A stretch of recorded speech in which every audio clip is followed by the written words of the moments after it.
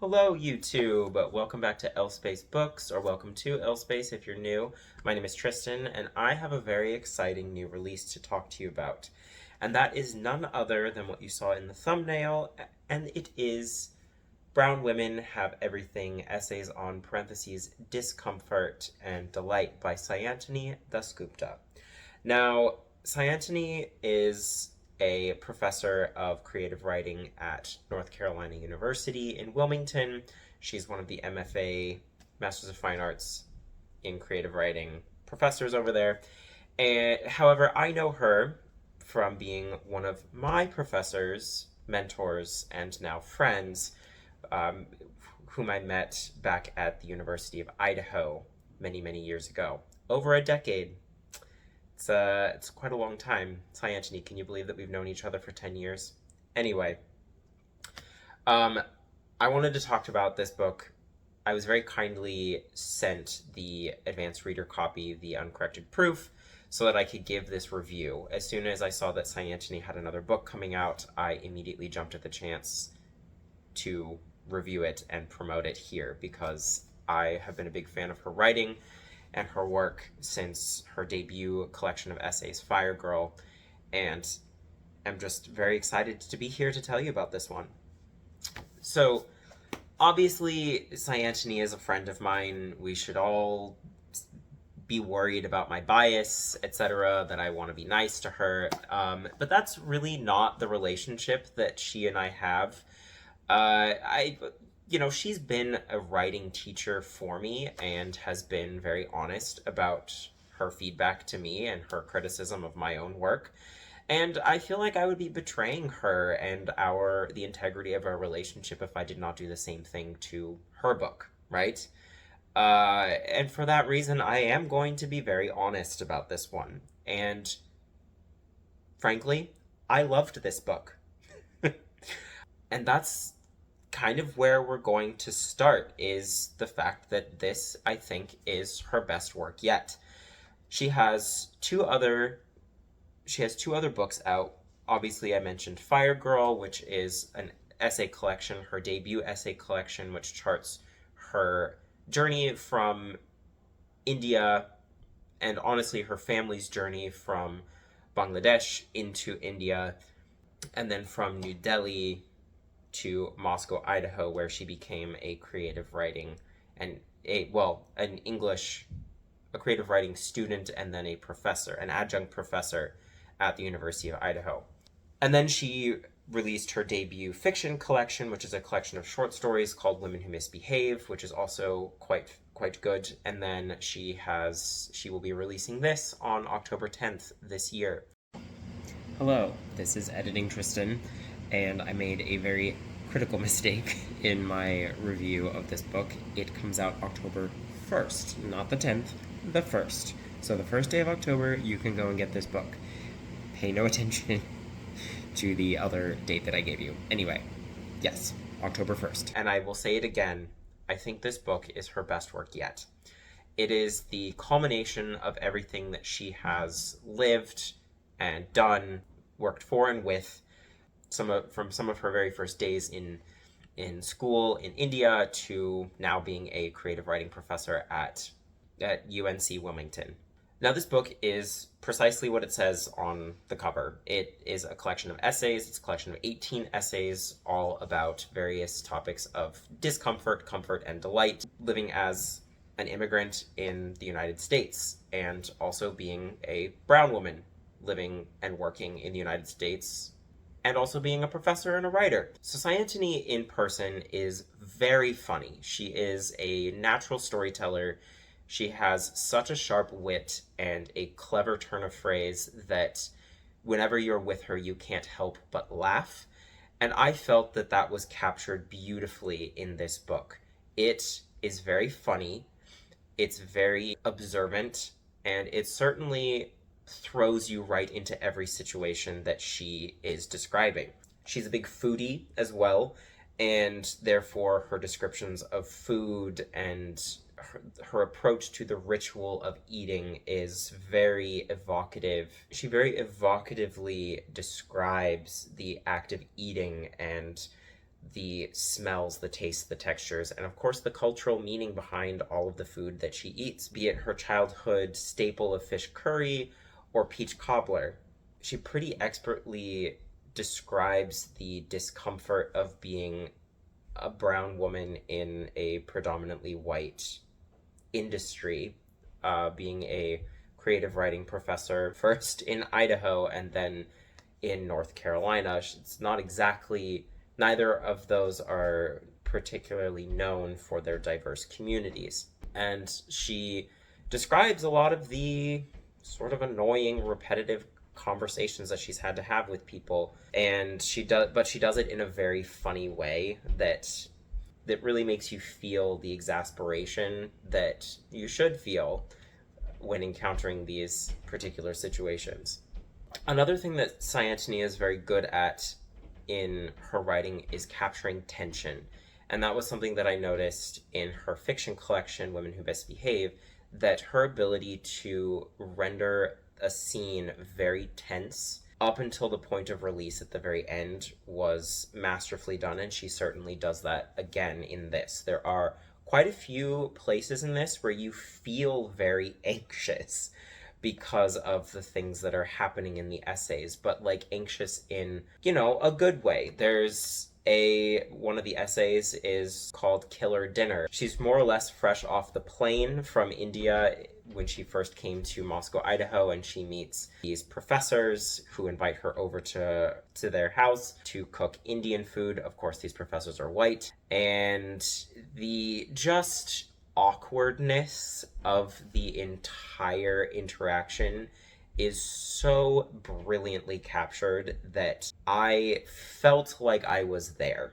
And I, having lived along a good portion of my life in the town where this takes place, that type of person is very recognizable to me. I felt like I could visualize them perfectly because I grew up amongst them, and I certainly recognize the overall vibe that she's capturing there. And yeah, just as it was going, I felt her exasperation and her anxiety because I could visualize myself in the same position because it's not an uncommon one in Moscow, Idaho.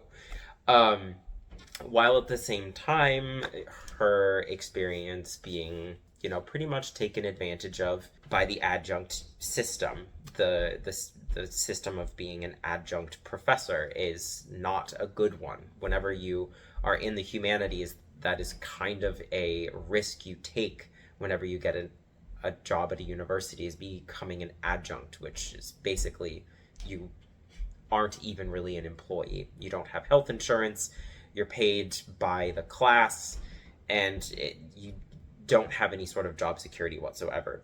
But yet, she really describes her dedication to not only the craft of writing, but also the craft of teaching.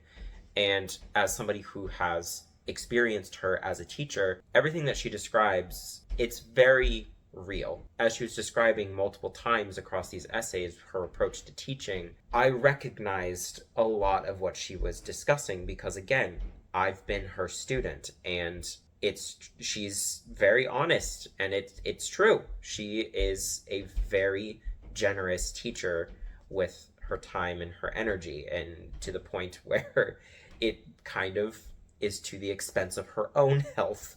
Let's talk a little bit about the overall craft of this. Her style is very conversational. It's approachable, it's engaging, it's, again, evocative, atmospheric. It's something that you don't want to stop reading, and I found that to be the case, that as I was reading each of these essays, it was as if I could not put them down. It was like Sayantani telling me this story in person. Several of these are indeed some of her dinner party stories, and they were no less enjoyable to read in this form.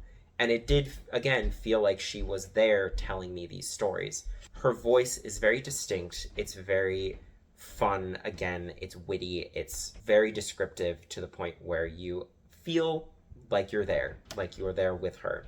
And it's never boring. I think when you come to an essay collection or a short story collection, you always worry if there are going to be some of the essays or the stories that are going to be skips. You know, you wonder if any of them are, if there's going to be some that are not worth your time. And honestly, there aren't really any skips in this book. I found every single one of them to be insightful, engaging, fun to read, and overall just an enjoyable experience. I never once dreaded picking up this book. In fact, quite the opposite. I constantly was wanting to reach back again to read more. And I've now actually read some of the essays a couple times because I've enjoyed them so much, such as the Killer Dinner one. That one's hilarious. And her essay on, I can't show you the inside of this obviously because this is an uncorrected proof, but the essay on in case of an active shooter being a teacher in the current climate, you know, it's a very honest and candid account of what it's like being a professor in case of an active shooter. She also has an essay called A Cafe of One's Own, which is very recognizable to me because the cafe that she describes, One World Cafe in Moscow, Idaho, is one that I frequented and one that I spent a lot of time in. But I think what she's describing in that particular essay is just finding that third place where it's not work, it's not home, it's just an extension of the space in which you dwell. And finding a space like that that is welcoming, that vibes with your atmosphere and where you can just spend time is very important to finding your sense of community and all of that. So just all of the things that she's dealing with here boil down to that. It is finding community, finding comfort, and finding delight in wherever you are.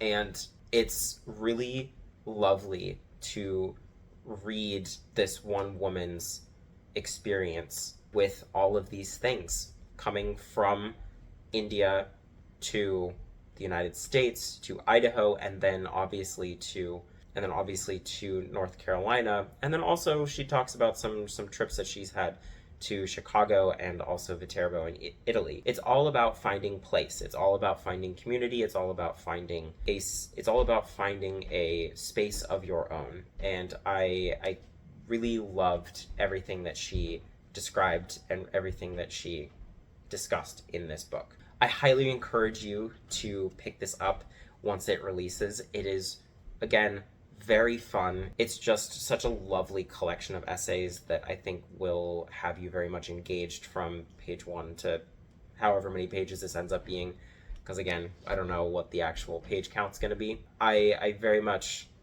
encourage you to pick this up when it does debut on October 1st, because it is really good, and that's really kind of my unbiased opinion. I really love everything that she did in this one. But, of course, I will say one thing that I do wish was a little different, and that is just, I wish that some of the essays were longer. I think that I felt like I wanted to spend more time in 90% of the essays in here. I think there could have been more said, more description, more time spent in the places that she's describing. Honestly, that may also be a sign of a good essay writer, one who stops leaving you wanting for more. And I think that that is kind of the beauty of her craft and the expertise with which she approaches her writing. So yeah, that is Brown Women Have Everything by Sayantani Dasgupta, essays on parentheses discomfort and delight. And certainly it was a delight to read. And I very much hope that you also choose to read this one. All right.